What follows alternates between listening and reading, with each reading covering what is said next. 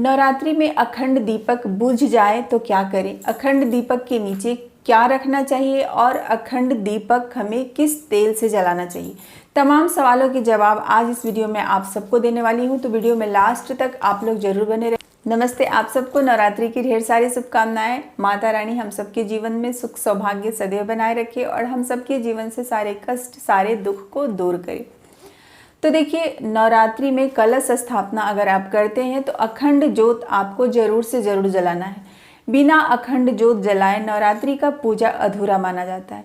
लेकिन अखंड ज्योत अगर आप जलाते हैं तो अखंड ज्योत को लेकर के बहुत सारी सावधानियां बरतनी होती है और बहुत ही ध्यान देना होता है अखंड ज्योत का, क्योंकि नवरात्रि के 9 दिन तक आपको अखंड ज्योत जलते रहना चाहिए। बीच में अखंड ज्योत का बुझना बिल्कुल भी नहीं चाहिए, क्योंकि अखंड ज्योत अगर बीच में बुझ जाता है, यानी नवरात्रि के 9 दिन के बीच में बुझ जाता है, तो ये अच्छा नहीं होता है। तो क्या करना है, जब आप घर में नवरात्रि के 9 दिन अगर आप घर में कलश स्थापना करते हैं तो अखंड ज्योत आप जरूर से जरूर जलाइए। कभी भी कोई भी दीपक को ऐसे सीधे ज़मीन पे नहीं रखना चाहिए। दीपक को रखते समय नीचे आसन आप जरूर दें। तो नीचे जो आप आसन देते हैं, सबसे पहले आप एक प्लेट में गेहूँ या फिर चावल रख लीजिए, उसके ऊपर आप अखंड ज्योत जलाइए। ठीक है। जो आपका दीपक है वो थोड़ा बड़ा होना चाहिए, ताकि जो उसमें आप तेल रखते हैं वो 9 दिन एकदम अच्छे से चले। रात में आपको बार बार उठ करके उसमें तेल भरने की ज़रूरत ना पड़े। ठीक है। इसलिए जो भी आप दीपक ले रहे हैं, या तो आप मिट्टी का दीपक ले रहे हैं तो उससे आप बड़ा लीजिए, या फिर आप जो वो अखंड ज्योत होता है वो अगर आप ले रहे हैं तो उसमें भी इतना बड़ा लीजिए ताकि आप उसमें तेल प्रॉपर भर सकें। ठीक है।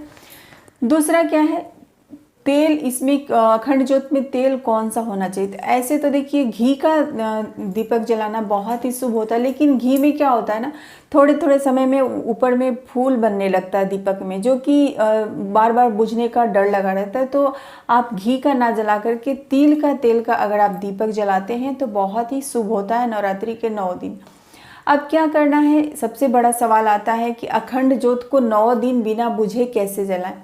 तो देखिए, जब आप दीपक जलाते हैं ना, उसी समय एक साथ 2 बाती लगा के रखिए। जब आपको ये लगे कि पहली बाती अब जल के खत्म होने वाली है, उसी से जो पहले बाती का मुंह है ना, उसी से आप दूसरे बाती का मुंह ऐसे लगा दीजिए, ताकि जब वो बुझने पे आए तो वो तुरंत दूसरे बाती में वो लौ पकड़ ले।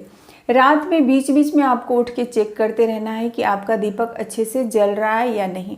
तो नवरात्रि में सबसे ज़्यादा महत्वपूर्ण होता है अखंड ज्योत का ध्यान रखना और अखंड ज्योत को एकदम प्रॉपर तरीके से जलते रहना। और हाँ, एक गलती बहुत लोग करते हैं, जैसे कि अखंड ज्योत जो जल रहा है ना, उसी से बहुत लोग आरती करने लगते हैं। नहीं, जो अखंड ज्योत है वो संकल्प सहित माता के लिए जल रहा है कि ये अखंड ज्योत माता को 9 दिन के लिए माता के लिए 9 दिन तक जलते रहेगा। लेकिन जब आप माता को दीपक जलाएं तो एक अलग से आप दीपक प्रज्वलित करें, उसके बाद ही उस दीपक से आपको माता की आरती करनी है और फिर वही दीपक आपको सारे घर में दिखाना है। तो ये एक गलती है कि बहुत लोग कर लेते हैं कि जो दीपक जल रहा है वही उठा करके जला देते। नहीं, ये जो अखंड ज्योत है वो दीपक दूसरा है, और जो आप माता को 9 दिन दीपक जलाएंगे वो ज्योत दूसरा है। ठीक है। और जब आप नवरात्रि के दिन अखंड ज्योत जलाते हैं, कलश रखते हैं, घर को एकदम से सोना नहीं छोड़ना चाहिए। घर में किसी न किसी को रहना चाहिए, क्योंकि नवरात्रि के 9 दिन घर को सोना छोड़ना अच्छा नहीं होता है। अब एक सवाल आप लोगों ने पूछा है कि दीदी मैं वर्किंग वुमेन हूँ, घर में नहीं रहती हूँ, तो अखंड ज्योत का ध्यान मैं कैसे रखूँ?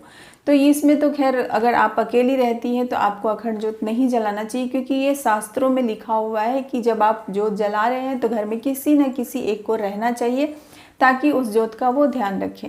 और अगर आप अकेले रहते हैं तो बिना कलश रखे, बिना अखंड ज्योत जलाए आप माता की नॉर्मली जो पूजा होता है उस तरीके से आप कर सकते। तो उम्मीद करती हूँ आपके सारे सवालों का जवाब मिल गया होगा। वीडियो कैसी लगी कमेंट करके ज़रूर बताएं। वीडियो से जुड़ी कोई सवाल है तो आप लोग ज़रूर से ज़रूर पूछें।